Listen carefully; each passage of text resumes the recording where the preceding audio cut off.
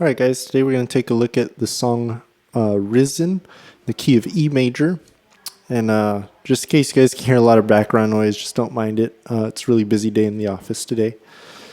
But this song is, there's a few parts in it, but this song is actually pretty repetitive. First part I want to take a look at, if you listen to the track, you actually hear an intro where there's no bass and then an interlude that kind of starts out with no bass. We actually don't come in until the full band comes in with drums in the instrumental intro. And it's 4 notes. For bass, it's G sharp, which is 4th fret on your E string, to an A, which is the 5th fret on your E string, to a C sharp, which is 4th fret on A string, to a B, which is the 2nd fret on the A string. So get to know those notes really well and this pattern really well, because you'll play it for the instrumental parts of this song, and also it's the chorus. We play this pattern quite a bit, more than anything else in this song, so it's really good to just memorize it and to know it well. So the rhythm is syncopated. So the way I think of it is there's 3 notes on the first, or you play the first note 3 times, second note 2 times, third note 3 times, fourth note 2 times. So it's alternating between this rhythm. Okay, so 1, 2, 3, 1, 2, 1, 2, 3, 1, 2, 1, 2, 3, 1, 2, 1, 2, 3, 1, 2. And it's syncopated, so we're thinking 1, 2, 3, 4.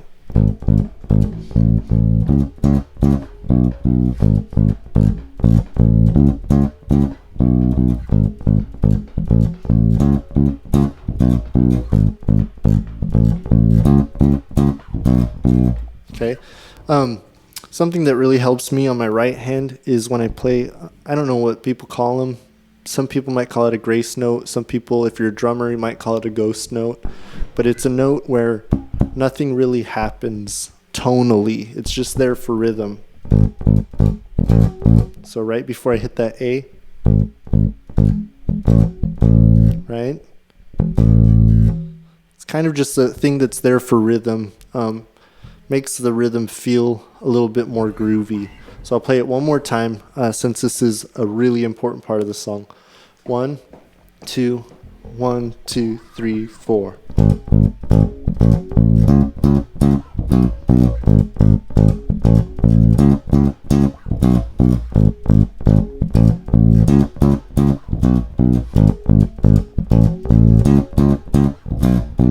Okay, so you can add that grace note in there if you want to. You don't have to. It just helps me rhythmically to know where I'm at, since the rhythm of these notes is syncopated. Listen to that as many times as you can, because again, you're going to be playing it quite a bit throughout this song. Okay, next part, we're going to verse 1. So just coming out of this,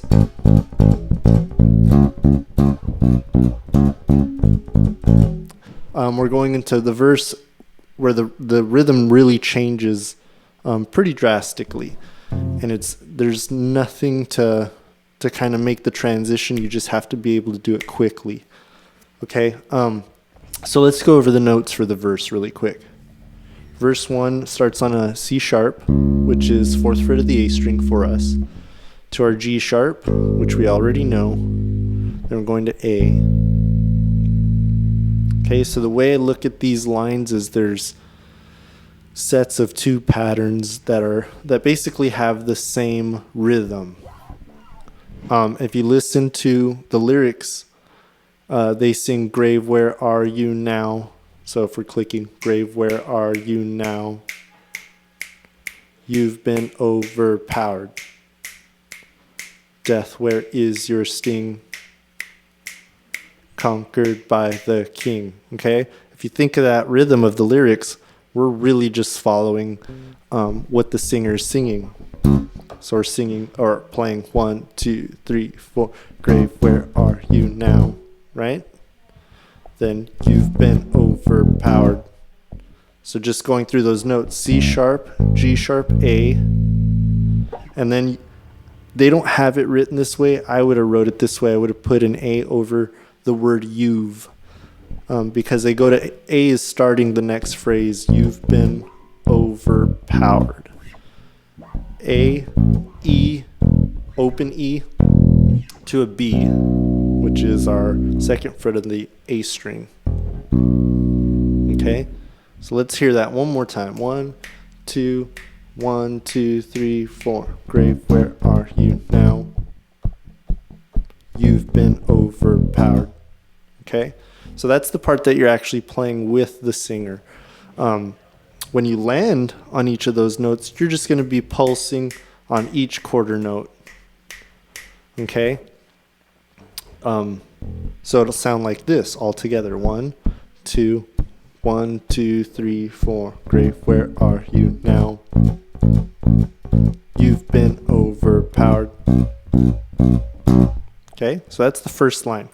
Second line is a little bit different, a little more interesting. We do a walk up from C sharp to D sharp, which is the 6th fret on my A string, to a high E. I'm going to play it 7th fret on my A string. And then that goes to the A we played earlier. And then we go to G sharp to B. So the second line looks quite a bit different than the first one. So now we're singing Death, Where Is Your Sting? Conquered by the King, right? Death, Where Is Your Sting? We're going to go Death, Where Is Your... Death, Where Is Your Sting? Okay. So C sharp gets 2 hits, and then each of the other notes gets 1 hit. So we land on A, of course, we're pulsing those quarter notes. Again, 1, 2, 1, 2, 3, 4. Death, where is your sting? Conquered by the King. Okay? If you know the rhythm to the lyrics, these verses are super easy. Try to get that rhythm in your head as fast as possible, because that's going to make the transition easier from the intro into the verse. Okay? So let's play verse 1, both lines all together. 1, 2, 1, 2, 3, 4.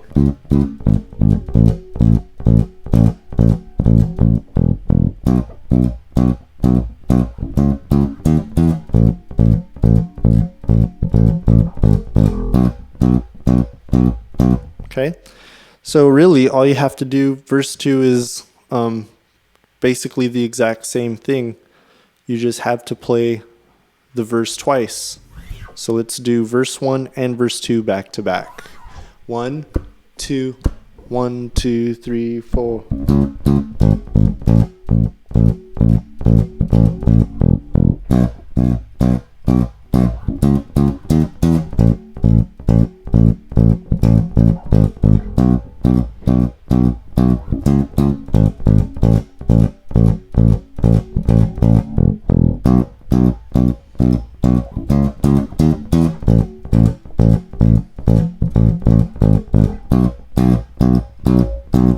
Okay, really easy, super rhythmic. Just I don't know. I think it's pretty fun to play because there's quite a bit of movement in the verses, where usually the verses are a lot more basic than the chorus.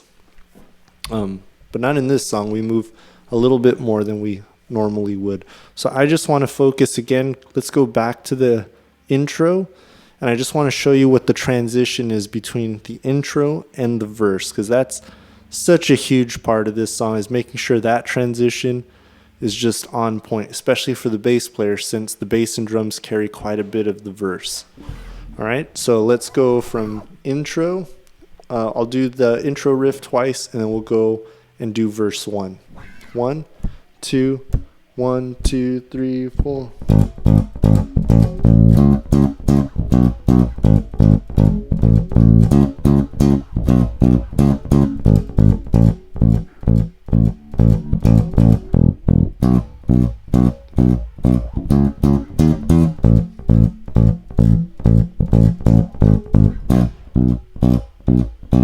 Okay, practice that if you have to. Practice it slow, going.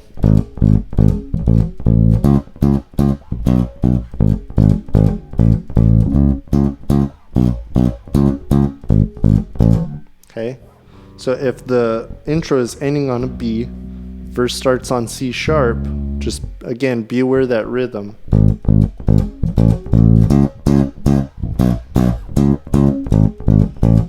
Okay. Just want to point that out. I won't talk anymore about that. Just, super important.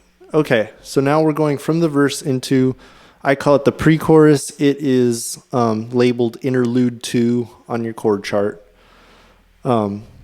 This is really cool, kind of a big rock part of the song. Most of the song is more like a dance type of beat, which is why there's a lot of syncopation, but this part actually gives us more of a rock feel.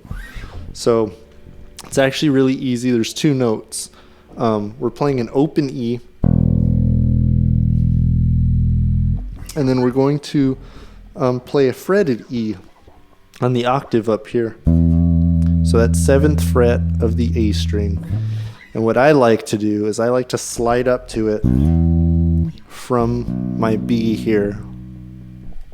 And I'll show you the rhythm. So it's 2 hits on open E, then 3 hits on open E. Okay? So after each one of those sets, we, of course, slide up to our octave. So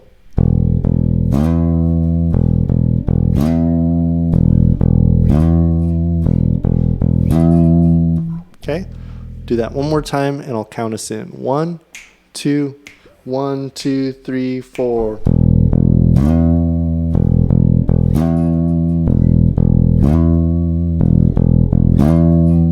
All right, second part of the pre-chorus is they just build on an A.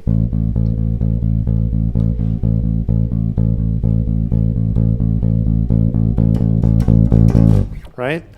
And I'm just doing, I think that's 8 notes. 1, 2, and 3, and 4, and 2, and 2, and 3, and 4, and 4. Right? So it's 4 measures of A.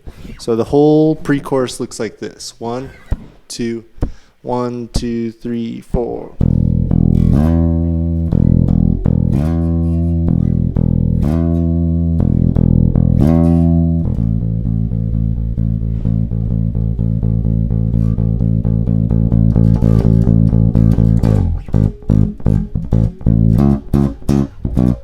That would take us into the chorus. The chorus we don't have to go over because it is exactly the same as the intro, which is what I just played. G sharp, A, C sharp, B, and it's the exact same rhythm and everything. So you've pretty much already learned the chorus. Okay, and then I want to just point out after the first chorus, when they go back into the verse, on the track you'll hear the bass player doing some stuff that's quite a bit different than the first time they played the verse. I just played it for the sake of this video and for the sake of teaching this song. I played it exactly the same as I did the first time.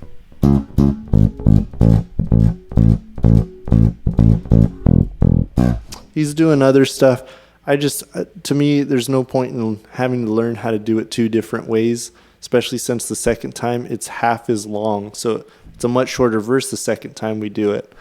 And nothing really changes within any of the other instruments. So I'm just keeping it the same just for keeping it simple. Just for the sake of keeping it simple. No reason to make it complicated.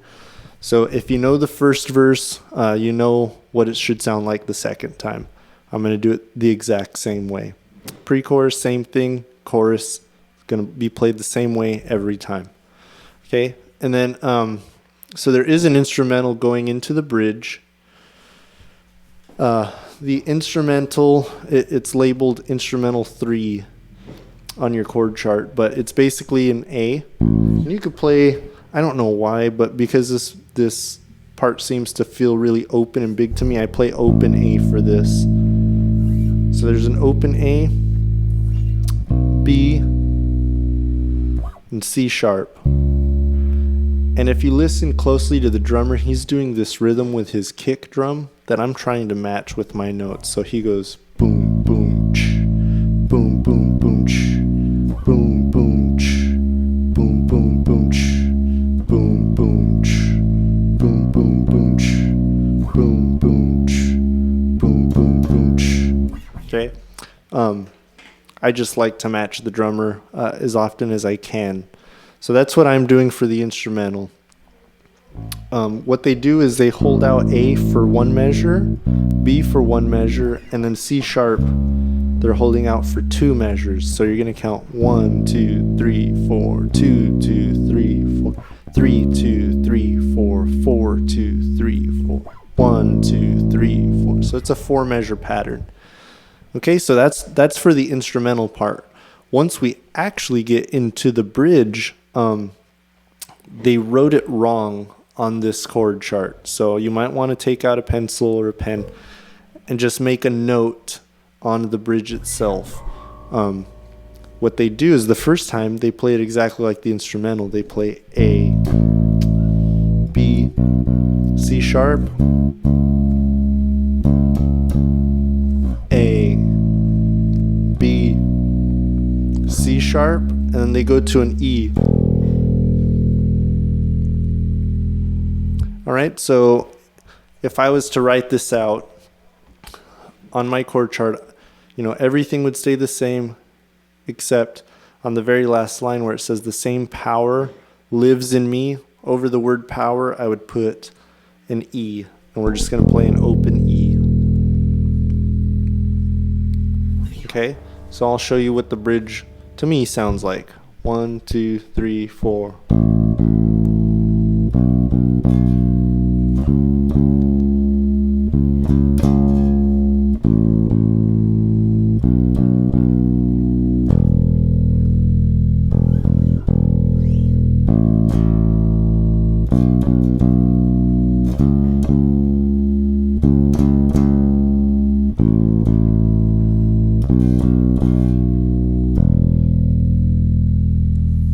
Okay, I think I was wrong in saying I would have put it over the power. It actually replaces that last C sharp minor. So if I was you, I'd cross out C sharp minor at the end of the bridge and just put an E. For whatever reason, they didn't include that part, but it should be an E major in there. Okay, and then there really isn't any other parts to learn in this song. It's actually pretty straightforward. From after the bridge, you just hear the chorus played and the instrumental played a few times. But one thing I do just want to point out, since it's in the key of E major, and there might be opportunities, especially during like the guitar solo and stuff, to add little licks and little bass fills. Just kind of want to show you what I usually like to do when I'm in E major.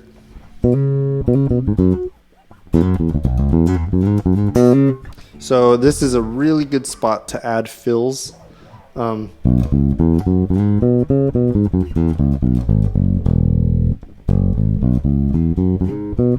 So it would be kind of in the 2nd fret area right here. E, F sharp, G sharp, B, C sharp, E, F sharp, and then slide up to G sharp. Then you can use this B, C sharp.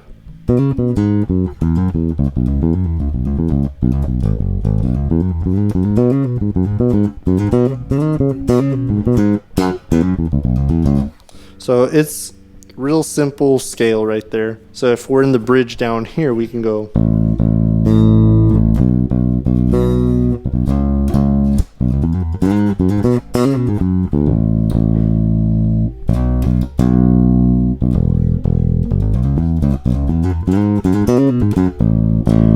Okay, see, there's just a lot of things you can do right there in that area. And then if you want to go a little bit higher, there's this area up here.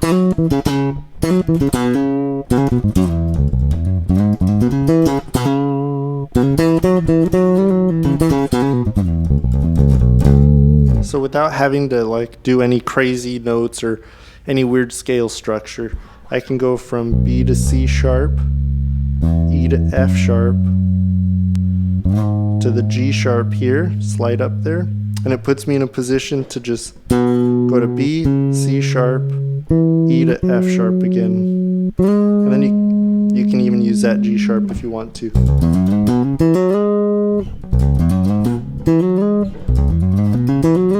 Okay. So if you're playing, say you want to play the bridge on these 3 notes.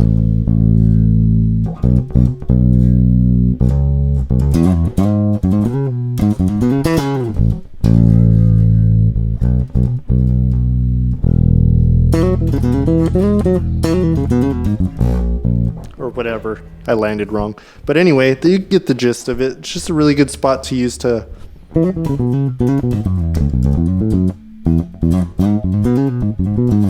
good spot to add bass fills and bass lines. Something I don't teach very much, but on future tutorials, whenever we're playing a song in a key, I'll give just spots on the fretboard that are really nice to use to add licks and fills. So those are the two spots that are just really comfortable for me.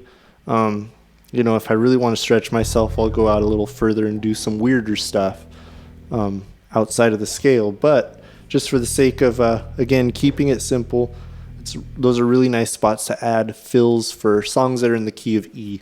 So just keep it in mind as you're practicing the song. If you find a spot where you can add a lick or a fill, those are those go-to places won't do you wrong. So I hope you enjoyed this tutorial. And like I always say, just keep practicing, take it slow, listen to the track if you need to. We'll see you next time. Bye.